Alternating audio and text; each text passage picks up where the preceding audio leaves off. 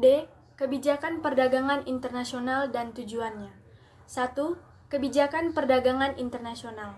Seperti kita ketahui, kebijakan perdagangan internasional adalah tindakan atau aturan yang diberikan oleh pemerintah untuk mempengaruhi struktur, komposisi, dan arah dari perdagangan internasional. Timbulnya kebijakan perdagangan internasional karena semakin banyaknya hubungan perdagangan antar negara.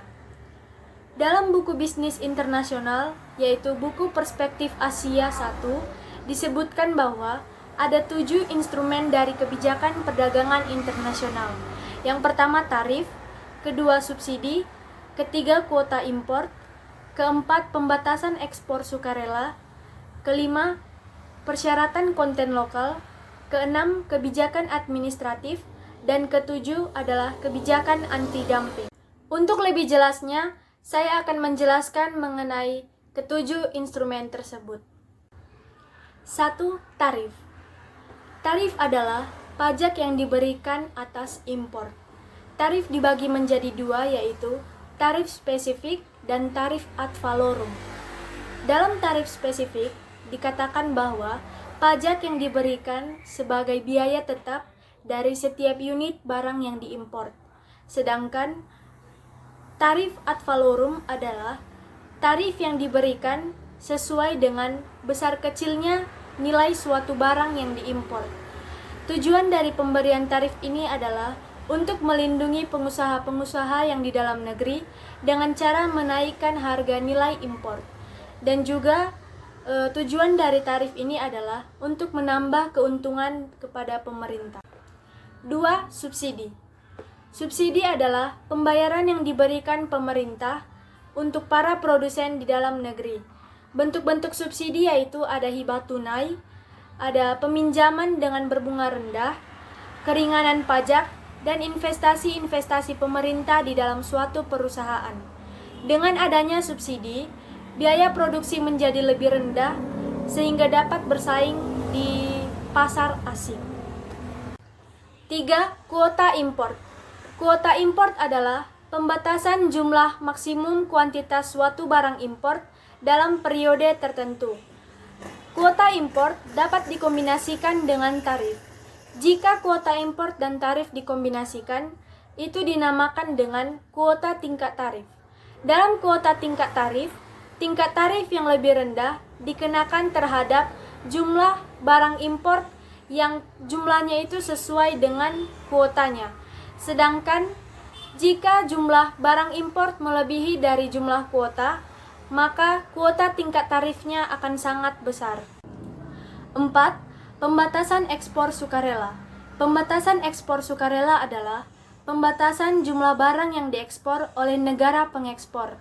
Biasanya ini terjadi karena adanya permintaan dari negara pengimpor. 5. Persyaratan konten lokal. Persyaratan konten lokal adalah persyaratan bahwa beberapa dari produk barang yang diimpor harus dapat diproduksi di dalam negeri. 6. Kebijakan administratif. Biasanya, sebuah negara akan menggunakan kebijakan resmi administratif untuk membatasi kegiatan impor dan meningkatkan kegiatan ekspor. Kebijakan tersebut dinamakan dengan kebijakan perdagangan administratif.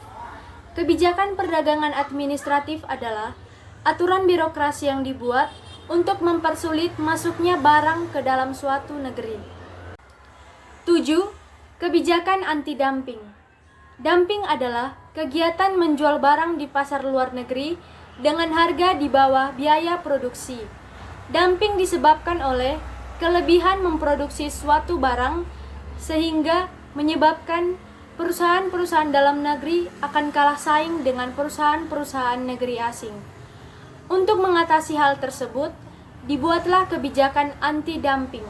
Kebijakan anti-dumping adalah kebijakan yang dibuat untuk menghukum perusahaan-perusahaan asing yang terlibat dalam praktik dumping. Baik, yang selanjutnya kita akan membahas tentang tujuan kebijakan perdagangan internasional.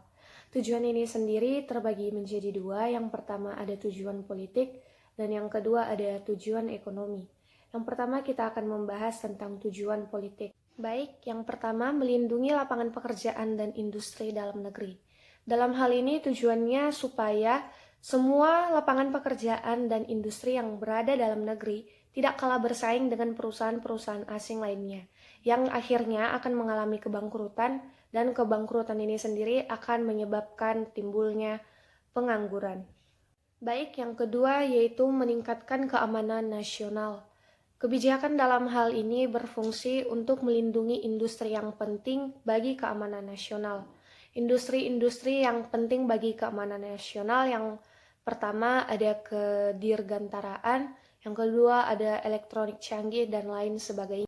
Baik, yang ketiga melindungi pelanggaran hak cipta oleh negara lain.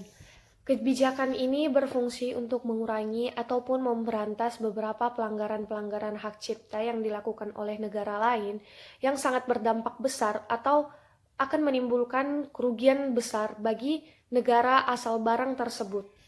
Baik, yang keempat yaitu melindungi konsumen. Kebijakan ini bertujuan untuk melindungi konsumen dari beberapa produk-produk yang memberikan efek buruk bagi konsumen-konsumen yang berada dalam negeri. Contohnya pelarangan impor daging sapi dari suatu negara yang terjangkit penyakit sapi gila, dan lain sebagainya. Baik, yang kelima, mendukung tujuan kebijakan luar negeri.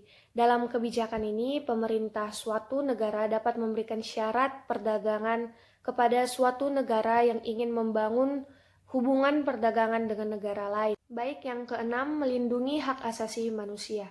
Kebijakan ini sendiri bertujuan untuk melindungi dan memajukan hak asasi manusia di negara-negara lain. Contohnya seperti pemberian status MFN atau Most Favored Nation oleh Amerika Serikat kepada Tiongkok. Baik, yang selanjutnya yaitu tujuan ekonomi. Tujuan ini diberlakukan untuk mendorong perkembangan industri baru, meningkatkan pendapatan nasional, dan membantu perusahaan-perusahaan dalam negeri masuk ke dalam pasar yang dikuasai oleh perusahaan-perusahaan asing. Baik, dalam tujuan ekonomi ada terbagi beberapa bagian. Yang pertama yaitu mendorong perkembangan industri baru. Tujuan ini sendiri banyak diberlakukan oleh negara-negara berkembang yang banyak mendirikan perusahaan-perusahaan yang tujuannya untuk mendorong perkembangan industri-industri baru di setiap perusahaan mereka. Baik, yang kedua yaitu meningkatkan pendapatan nasional. Jadi selain fungsinya untuk meningkatkan pendapatan nasional, tujuan ini juga dapat berfungsi untuk mengurangi barang-barang impor yang masuk ke dalam negeri. Baik, yang terakhir yaitu membantu perusahaan dalam negeri masuk ke dalam pasar yang dikuasai oleh perusahaan-perusahaan asing. Masuknya perusahaan asing dengan menawarkan beberapa produk dengan kualitas tinggi menyebabkan banyaknya perusahaan-perusahaan dalam negeri kesulitan menembus masuk ke dalamnya. Jadi untuk membantu hal tersebut diperlukan kebijakan perdagangan internasional, yaitu tujuan ekonomi ini.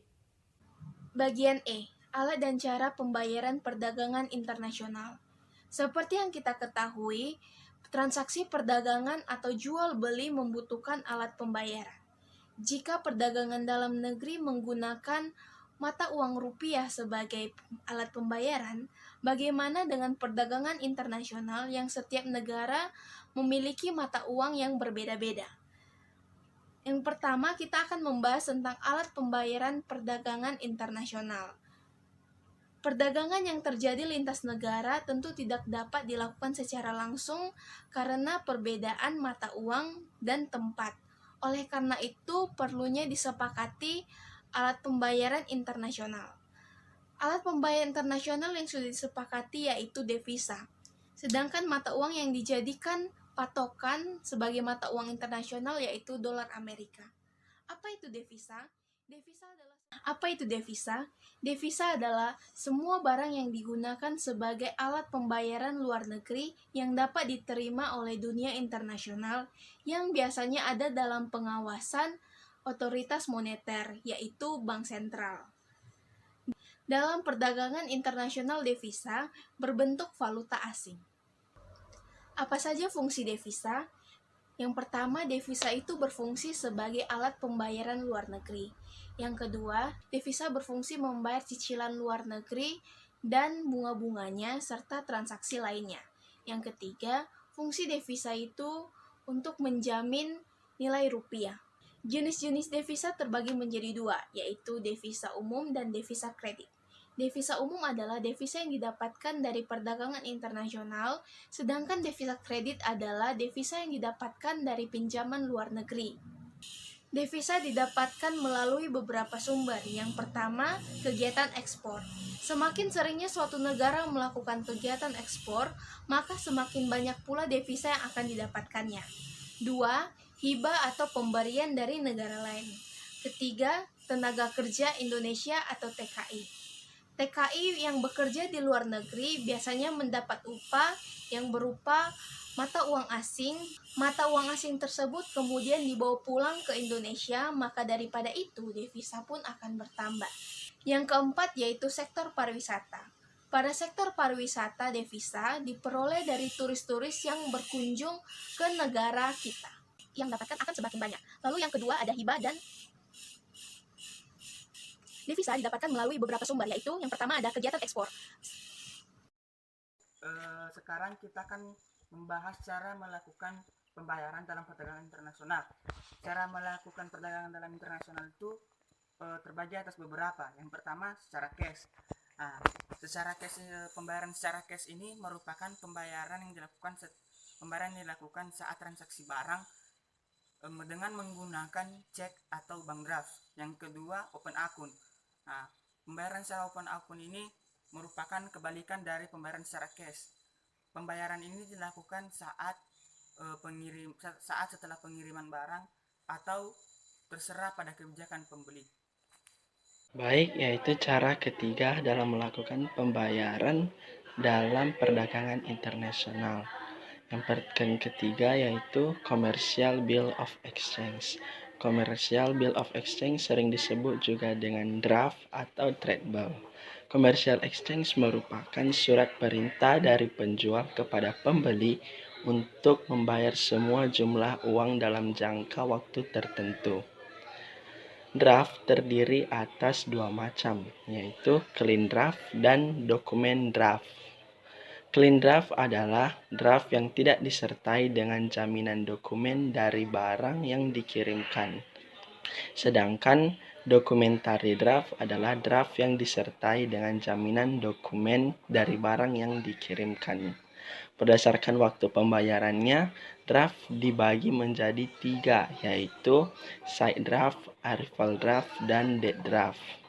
Side draft dibayarkan sesaat setelah draft tersebut diperlihatkan kepada pembeli. Kedua yaitu arrival draft, adalah draft yang dibayarkan sesaat setelah barang yang dibeli datang. Ketiga yaitu dead draft. Dead draft adalah draft yang pembayarannya dilakukan di saat pada tanggal tertentu. Nah, cara keempat yaitu letter of credit atau L-C. Letter of credit merupakan surat yang dikeluarkan oleh bank atas nama penjual atau importir untuk menyediakan dan melakukan pembayaran sejumlah uang tertentu pada pihak ketiga. Dalam hal ini adalah penjual atau eksportir. Ini berfungsi untuk menyelesaikan kesulitan yang dihadapi oleh pihak pembeli dan penjual. Oleh karena itu, letter of credit menjamin kelancaran dari pengiriman barang dan pembayaran yang telah menjadi kesepakatan antara importir dan eksportir. Ketiga pihak tersebut adalah sebagai berikut. Pertama ada opener, yaitu importir atau pembeli. Adalah pembeli yang membuka letter of credit. Kedua yaitu issuer. Issuer adalah bank yang mengeluarkan letter of credit. Dan ketiga, beneficiary atau accredited adalah penjual atau eksporter. Selanjutnya adalah pasar valuta asing.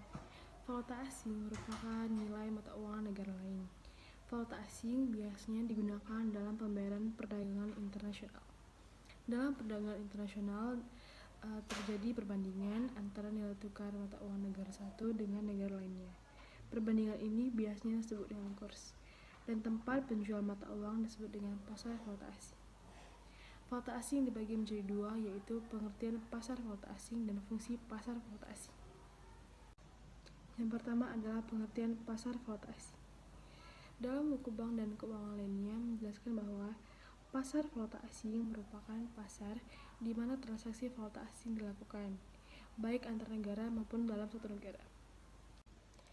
Transaksi valuta asing di seluruh dunia biasanya tidak pernah libur, karena misalnya di negara Amerika Serikat, waktu sudah menunjukkan larut malam.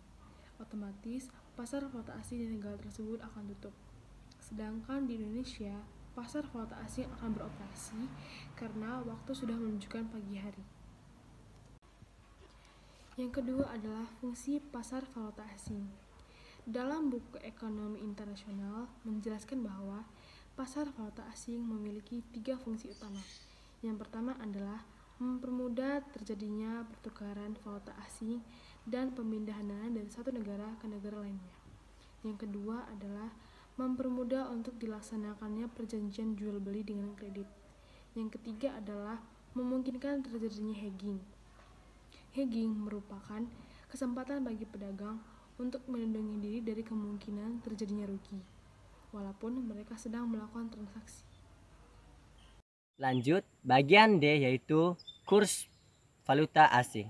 Kurs adalah perbandingan harga atau mata uang asing yang ditukarkan dengan harga atau mata uang dalam negeri. Kurs terdapat 2 macam, yaitu kurs pembeli dan kurs penjual. Kurs penjual ini yaitu kurs yang dipakai oleh pedagang atau penjual valuta asing. Sedangkan kurs pembeli adalah kurs yang dipakai seseorang pembeli valuta asing. Selanjutnya bagian C, yaitu pihak-pihak yang terlibat dalam valuta asing. Di pasar valuta asing terdiri atas beberapa pihak-pihak yang terlibat. Antara lain 1. Eksportif, 2. Importif, 3. Bank, keempat pedagang perantara. Keempat pihak-pihak yang terlibat dalam valuta asing ini saling memiliki hubungan antara lain eksportif dan importif yang akan menjual atau membeli valuta asing. Seseorang eksportif atau importif ini yang akan menjual atau membeli valuta asing akan menghubungi sebuah bank. Kerja sebuah bank ini nanti yang akan menemukan permintaan dan penawaran valuta asing. Jika sebuah bank tidak dapat menemukan permintaan dan penawaran valuta asing, maka sebuah bank akan menghubungi pedagang perantara. Pedagang perantara ini nanti yang spesial, maksudnya yang spesial ini adalah seseorang yang spesial dalam mata uang tertentu.